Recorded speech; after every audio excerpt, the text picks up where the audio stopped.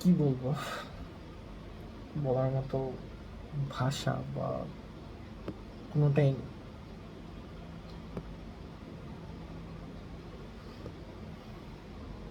আজকে একটা ঘটনা বাংলাদেশের জন্য একটা কালো অধ্যায়।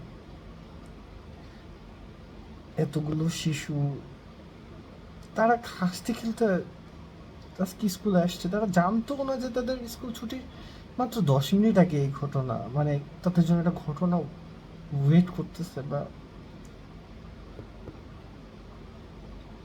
ব্যাপারটা মানে ভাবতেই আসলে কেমন লাগে।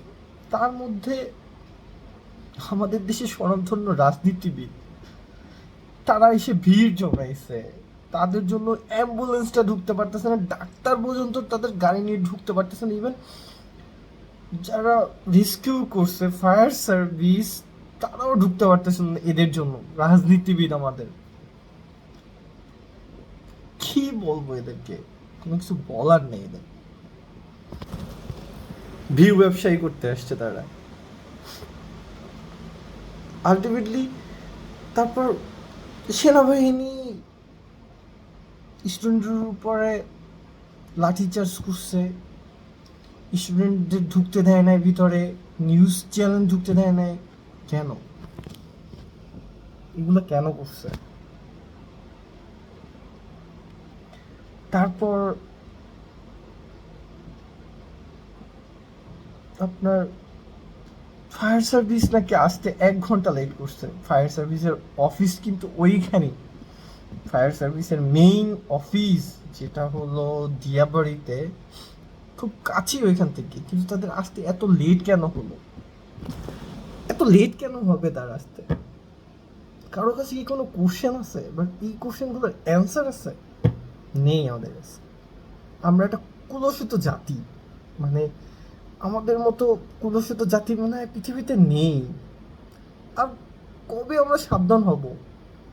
F7 বিমান আমাদের সেই মানে 1990 সালের আমরা বিমান দিয়ে এখন আমরা সেটাতে প্রশিক্ষণ চালাচ্ছি, সেটা দিয়ে আমরা উড্ডয়ন করতেছি। যে যে প্লেনের হলো সব কিছুতে মরিচা ধরা, যে প্লেনের। আর কবে আমরা ঠিক হব জাতি হিসাবে? কবে আমরা ভালো হব?